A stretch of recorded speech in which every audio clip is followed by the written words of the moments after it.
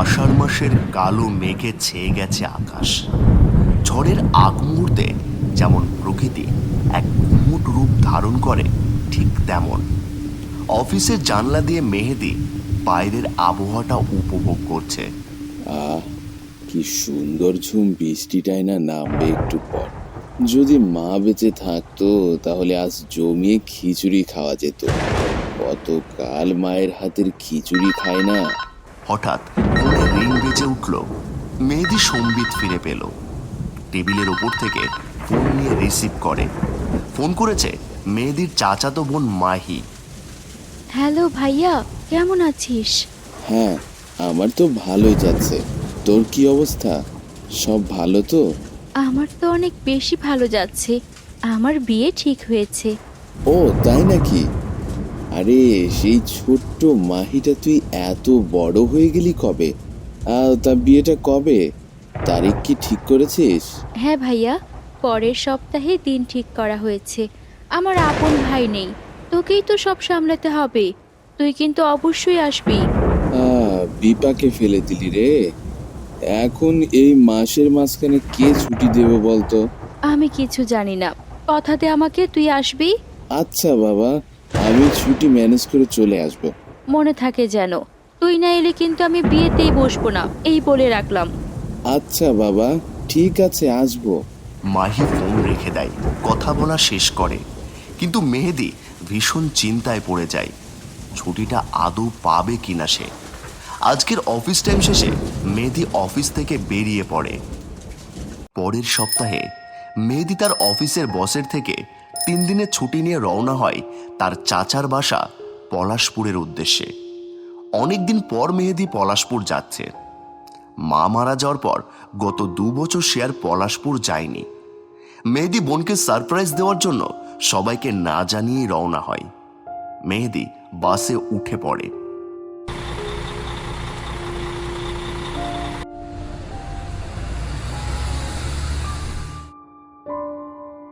মেহেদি বাসে বসে ঝিমুচ্ছে। অনেকক্ষণ ধরে মেহেদির ফোন রিং হচ্ছে, কিন্তু মেহেদির সেদিকে কোনো খেয়াল নেই। পাশের লোকটি মেহেদিকে হাত দিয়ে ডেকে তোলে। এই যে ভাই, আপনার রিংটোনে তো বয়রা হয়ে যাব মনে হচ্ছে। ফোনটা কি দয়া করে তুলবেন প্লিজ? মেহেদি লোকটার কথা শুনে একটু নড়ে চড়ে বসে পকেট থেকে ফোনটা বের করে দেখে একটা অপরিচিত নাম্বার থেকে কল এসেছিল। তাই মেহেদি পুনরায় আর ব্যাক না করে ফোন হাতে রেখে দেয়। একটু পর আবার কল আসে। মেহেদি কল রিসিভ করে নেয়। বাপ, তুই আমারে চিনবি না। আমি জানি তুই আজ পলাশপুর আসতেছিস।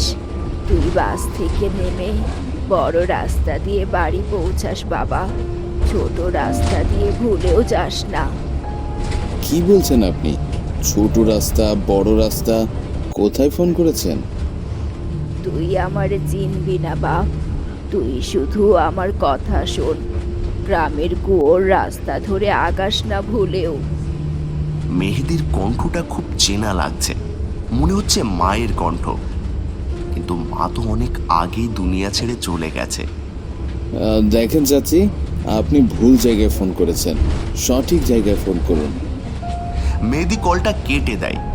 এরপর কয়েকবার সেই নাম্বার থেকে কল আসলেও মেহেদি সেটা রিসিভ করে না। বাস চলতে চলতে গন্তব্যে এসে দাঁড়ায় পলাশপুর বাস স্ট্যান্ড। মেহেদি বাস থেকে নেমে তার চাচার বাড়ির দিকে যাওয়ার জন্য একটা রিক্সা ভ্যান খুঁজতে থাকে, কিন্তু আশেপাশে কোনো কিছুই নেই। কি ব্যাপার? আগে তো এখানে বেশ রিক্সাওয়ালা মামারা ভিড় করে থাকতো, এখন কি থাকে না আর? আকাশটাও মেঘলা দেখাচ্ছে। কিছুক্ষণ এদিক ওদিক তাকিয়ে মেহেদি অপেক্ষা করে কোনো রিক্সা পাওয়া যায় কিনা, কিন্তু ক্রমশ কালো মেঘে আবৃত হতে দেখে মেহেদি পায়ে হেঁটে যাওয়ারই সিদ্ধান্ত নেয়। কি হয়েছে গ্রামে? এত শুনশান, কোথাও কিছুই নেই। পায়ে হেঁটে যাওয়া ছাড়া তো কোনো উপায় দেখছি না।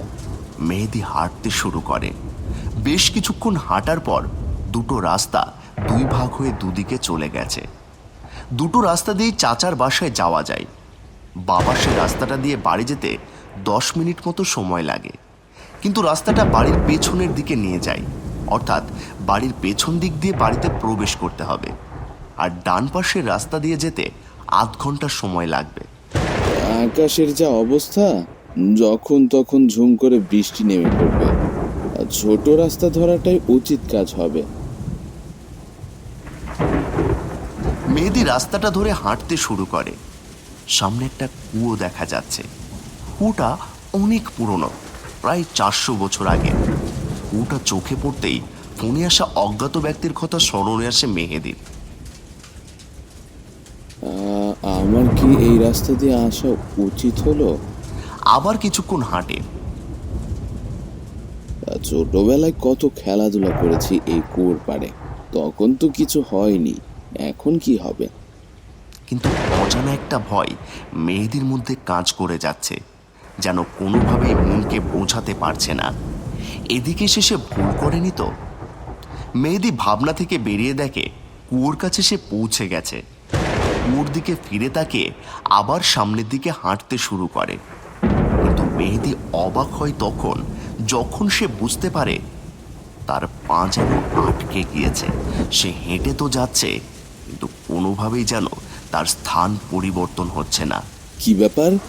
আমি এক পাও আগাতে পারছি না। আশেপাশে তাকিয়ে একবার দেখে নেয়, এরপর আবার হাঁটার চেষ্টা করে। পায়ের কদম তো সে ফেলছে, কিন্তু কোনোভাবেই পা একই জায়গায় রয়েছে। এ কি মহা বিপদে পড়লাম! এরই মধ্যে ফোঁটা ফোঁটা বৃষ্টি শুরু হয়ে গেছে। মেহেদি ফোন বের করে তার চাচাকে কল দিয়ে সাহায্য চাইতে বলে, কিন্তু ফোনে ব্যালেন্স নেই বলছে। আমি কি আসলে কোনো বিপদের জালে ফেসে গেলাম? কি হচ্ছে আমার সাথে? মেহেদি এই বৃষ্টির মধ্যে, ঠান্ডা হাওয়া বাতাসের মধ্যেও ঘেমে একাকার হয়ে যাচ্ছে। হাজার কষ্ট করেও সে নিজের স্থান পরিবর্তন করতে পারছে না। কেউ যেন দুহাত দিয়ে পা মাটির সাথে চেপে ধরে আছে।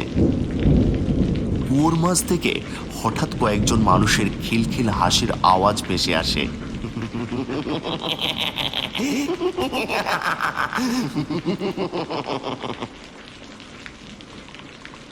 মেহেদি শব্দ শুনে দ্রুত বেগে কুয়োর দিকে তাকায়, কিন্তু কাউকে সেখানে দেখতে পায় না।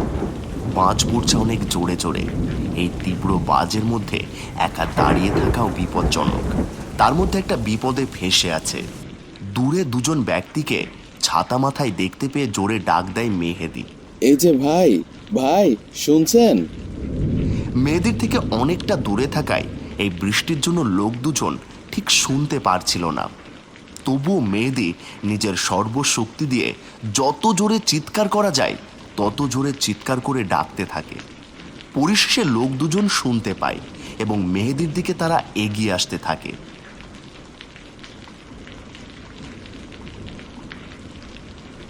তারা মেহেদির দিকে এগিয়ে আসতেই মেহেদি হেঁটে এগোতে সম্ভব হয়। কি হয়েছে ভাই? এই ঝড় বাদলে এই দিকে একা কি করেন? ভাইকে দেখে বিধ্বস্ত লাগছে। কি হয়েছে ভাই? ভাই ভাই, আমাকে বাঁচান ভাই। কেন ভাই, কি হয়েছে? ওই যে কুয়ো, ওই কুয়ো থেকে কেমন আওয়াজ আসছে, আর এতক্ষণ কোনোভাবেই আমার পা সরাতে পারছিলাম না। আপনারা আশায় মনে হচ্ছে সবকিছু স্বাভাবিক। আচ্ছা চলুন, আমরা সবাই মিলে কুয়োর কাছে গিয়ে ব্যাপারটা দেখছি। আসুন। না না, আমি যাব না। আমরা গ্রামে থাকি, এরকম কখনো লক্ষ্য করিনি। আসুন তো। পিয়াল মেহেদিকে টেনে কুয়োর কাছে নিয়ে যায়। বাকি দুজন থাকায় কিছুটা সাহস জুগিয়ে কুয়োর কাছে এগিয়ে যায়। পিয়াল ও আহমেদ কুয়োর দিকে তাকিয়ে দেখছে। কি ভাই, কি অদ্ভুত কথা বলেন? কই, এদিকে তো কিছুই নাই। মেহেদি কুয়োর দিকে তাকার জন্য মাথা কুয়োর মধ্যে দিতেই পিয়াল আর আহমেদ মেহেদিকে পেছন থেকে পা উঠে কুয়োর মধ্যে ঠেলে ফেলে দেয়।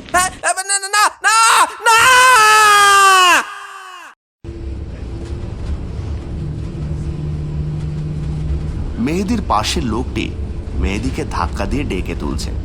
মেহেদি চমকে ওঠে, ঘোলা চোখে নিজেকে বাসের মধ্যে আবিষ্কার করে। এতক্ষণ আমি স্বপ্ন দেখছিলাম। আরে এই যে ভাই, উদাস হয়ে কি ভাবছেন? এই পকেটের ফোনটা যে বেজে যাচ্ছে, উঠাবেন কি দয়া করে? লোকটির কথা শুনে মেহেদির স্বপ্নের কথা মনে পড়ে। মেহেদি লোকটির দিকে অবাক চোখে তাকিয়ে পকেট থেকে ফোনটি বের করে তার চোখ ছানা বড়া হয়ে যায়। আমার স্বপ্নে তো এই নম্বরটাই ছিল। মেহেদি ভয়ে ঢোক গিলে নেয়, ফোনটি কাঁপা কাঁপা হাতে রিসিভ করে। বাপ, তুই আমারে চিনবি না। আমি জানি তুই আজ পলাশপুর আসতেছিস। তুই বাস থেকে নেমে বড় রাস্তা দিয়ে বাড়ি পৌঁছাস বাবা। ছোট রাস্তা দিয়ে ভুলেও যাস না। মেহেদি একই কণ্ঠ শুনে থতমত খেয়ে যায়। তার কণ্ঠে কোনো শব্দ নেই, কথা যেন আটকে গেছে। কি আজব ব্যাপার ঘটছে আমার সাথে। সব কি আমার মনের ভুল? আমি কি বেশি ভাবছি? মেহেদি অপর পাশের কণ্ঠ নিশ্চুপ হয়ে রয়েছে। মা, এ তো আসলেই একদম হুবহু মায়ের কণ্ঠ, কিন্তু কিভাবে সম্ভব? মেহেদির চোখে জল। সব মিলিয়ে তার দুঃস্বপ্ন মনে হচ্ছে। মেহেদি কোনো কথা না বলেই কল কেটে ফোন রেখে দেয়।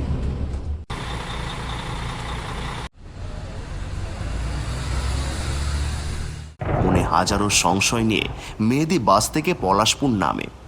ঠিক স্বপ্নের মতোই আকাশ কালো মেঘে ঢেকে গেছে। যে কোনো সময় বৃষ্টি এসে পড়বে। আশেপাশে কোনো গাড়ি, ভ্যান, রিক্সা কোনো কিছুই দেখা যাচ্ছে না। একটা স্বপ্নের সাথে বাস্তব কিভাবে এতটা মিলে যেতে পারে? আমি কি এখনো স্বপ্নের মধ্যেই আছি নাকি বাস্তবে? মেহেদি বেশ কিছুক্ষণ অপেক্ষা করে, কিন্তু কোনো রকম গাড়ি ঘোড়া দেখতে না পেয়ে কি করবে চিন্তা করতে থাকে। আচ্ছা, চাচাকে একটা কল করে এগিয়ে আসতে বলি ছাতা নিয়ে, তাহলেই তো সব সমস্যার সমাধান হয়ে যায়। মেহেদি পকেট থেকে ফোন করে চাচাকে কল করে, কিন্তু দুর্ভাগ্যবশত স্বপ্নের মতোই বাস্তবে তার ফোনে কোনো ব্যালেন্স নেই, আর আশেপাশে কোনো দোকানপাটও নেই। নীরব, নিঝুম, নিথর হয়ে আছে যেন পুরো গ্রাম। কিছুক্ষণের মধ্যেই বৃষ্টি পড়তে শুরু করবে। সব যেহেতু স্বপ্নের সাথে হুবহু মিলে যাচ্ছে, আমার একদম ছোট রাস্তাটা নেওয়া উচিত হবে না। যেতে যত দেরি হোক না কেন, আমি বড় রাস্তা দিয়েই বাড়ি পৌঁছাবো। মেহেদি মনস্থির করে হাঁটতে শুরু করে। কিছুটা হাঁটার পর সেই দুটো রাস্তা ভাগ হয়ে যাওয়া স্থানে পৌঁছায়। মেহেদি বড় রাস্তাটা বেছে নেয়। মেহেদি হাঁটতে শুরু করে বড় রাস্তা দিয়ে। কিছুক্ষণ হাঁটার পরে ঝুম বৃষ্টি শুরু হয়ে যায়। আশেপাশে তাকিয়ে একটা খড়ের ছাউনি দেখে মেহেদি খড়ের ছাউনিতে আশ্রয় নেয়। আমার এখানে আসাটাই মনে হচ্ছে ভুল সিদ্ধান্ত, কিন্তু বোনটা আমার এত করে অনুরোধ করলো। মেহেদি আকাশের দিকে তাকিয়ে বৃষ্টি থামার অপেক্ষা করছে। মেহেদির পেছনে দেখা যায় একজন মধ্যবয়সী মহিলার ছায়া মেহেদির পেছনে দাঁড়িয়ে আছে। মেহেদি বিষয়টি খেয়াল করে না। মেহেদির মাথায় মহিলার ছায়া আলতো করে হাত বুলিয়ে দেয়। মাথায় কেউ হাত রাখলো মনে হলো। কি হচ্ছে আমার সাথে? সব ভুতুরে কাজ কারবার। ইতিমধ্যেই আকাশে বৃষ্টি নেমে গেল। মেহেদি বাড়ির উদ্দেশ্যে এগিয়ে যায়। মেহেদি বাড়ির সামনে দাঁড়িয়ে হাঁপ ছেড়ে বাঁচে। ওফ, যাক বাবা, বাঁচা গেল, বাড়িতে পৌঁছে গেছি।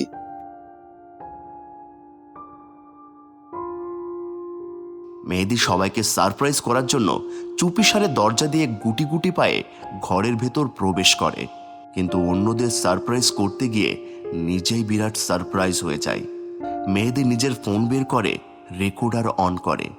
মেহেদি শুনতে পায় তার চাচা, চাচি ও মাহি কথা বলছে। রুমের বাইরে থেকে সব কথা স্পষ্ট শোনা যাচ্ছে। বুঝলে, মেয়েদিকে একটা ফোন লাগাও, কখন আসবে? আরে, আসার আগে তো নিশ্চয়ই জানাবে। তোমার সব কাজ ঠিকঠাক তো? সব ব্যবস্থা করে রেখেছি, তুমি একদম চিন্তা করো না। মেয়েদি আসলেই ওকে জিন্দা ভুলিয়ে বালিয়ে ছোট রাস্তায় যেতে বাধ্য করবে, আর কুয়োর কাছে পৌঁছাতেই জিন্দা কুয়োতে ফেলে দেবে। ব্যাস, ঝামেলা শেষ। আরে মা, চিন্তা করো না, আসবে তো অবশ্যই। আমি যেভাবে বলেছি, না এসে পারবেই না। যাক বাবা, এই মেহেদি মরলে সব সম্পত্তি আমার মেয়ে পাবে। তুমি চিন্তা করো না তো। মেয়েদের মাকে জিন দিয়ে যেভাবে পাগল বানায় মায়েরা ছিলাম, কেউ কখনো কিছু টের পায় না। এবার মেয়েদেরও মরবে, কিন্তু কেউ কিছু জানবে না। কোনো পুলিশ মামলারও ভয় নেই। সবাই একত্রে রুমের মধ্যে হেসে যাচ্ছে। এদিকে মেহেদি বাইরে থেকে সব শুনে বাকরুদ্ধ অবস্থায় দাঁড়িয়ে। আমি স্বপ্নে যা দেখেছিলাম আমার সাথে আসলেই সেটা ঘটতো, কিন্তু স্বপ্ন দেখিয়ে কল করে আমাকে কি সাবধান করলো। মেহেদির পেছনে মেহেদির মায়ের অবয়ব দাঁড়িয়ে আছে, কিন্তু মেহেদি দেখতে পাচ্ছে না। তোকে আমি বাঁচানোর চেষ্টা করেছি বাপ। আমি চাইছি আমার মতো করুণ অবস্থা তোর না হোক। মায়ের গায়ের সুবাস। তবে কি মা মা আমাকে এই যাত্রায় বাঁচিয়ে দিল। মেহেদির চোখ থেকে জল গড়িয়ে পড়ছে। চোখে জল নিয়ে মেহেদি সবাইকে অবাক করে দিয়ে রুমে প্রবেশ করে। বাহ, খুব সুন্দর। এত সুন্দর করেও মানুষের ক্ষতির চিন্তা করা যায়, ভাবাই যায় না। মেহেদির চাচা চাচি মাহি সবাই হা করে অবাক হয়ে গেছে। মানে মানে কি বলছিস বাবা তুই? কখন আসলে বাবা তুমি? কিরে ভাইয়া, আসার আগে কল করলি না যে? সবাইকে জানিয়ে আসলে কি এই সত্যটা আমার জানা হতো? কি কি সেই সত্য? কি সত্য? আরে মেহেদি, এত দূর থেকে এসেছো, বিশ্রাম করো। আমি তোমার জন্য খাবারের ব্যবস্থা করছি। প্রথম পরিকল্পনা সফল না হওয়ায় এখন কি খাবারের মধ্যে বিষ মিশিয়ে খাওয়াবেন? কি বলছিস এসব ভাইয়া তুই? আচ্ছা মাহি, তোর ফোনটা দে তো। মাহি ফোনটা এগিয়ে দেয়। মেহেদি ফোনটা নিয়ে পুলিশকে ফোন করে বাড়িতে আসতে বলে। বাবা, তুমি পুলিশ ডাকলে কেন? মেহেদি হাতের ফোনটা দেখিয়ে বলে, এই যে আপনাদের সব কথা রেকর্ড করা আছে, আর কিছু বলবো? দেখো বাবা, আমি তোমার বাপের মতো, আমাকে মাফ কইরা দাও বাপ। হ্যাঁ বাবা, তুমি মাফ কইরা দাও আমাদের। আমার মরার প্ল্যান করলেও মাফ করে দিতাম, কিন্তু তোরা তো আমার মাকেও, তোদের কোনো ক্ষমা নেই। পুলিশ এসে সবাইকে গ্রেপ্তার করে নিয়ে যায়। সবাইকে পুলিশ নিয়ে গেলে মেহেদি বাড়ির সামনে থাকা মায়ের কবরের কাছে গিয়ে দাঁড়ায়। মা, ও মা, আমি জানতাম তুমি কখনো আমাকে ছেড়ে যেতে পারো না। তুমি সব সময় আমার সাথেই থাকো। তুমি আজ আমাকে বাঁচিয়ে দিলে মা। মেহেদি অঝরে কাঁদতে থাকে। মেহেদির পেছনে থাকা মায়ের ছায়ার চোখ থেকেও জল গড়িয়ে পড়তে দেখা যায়।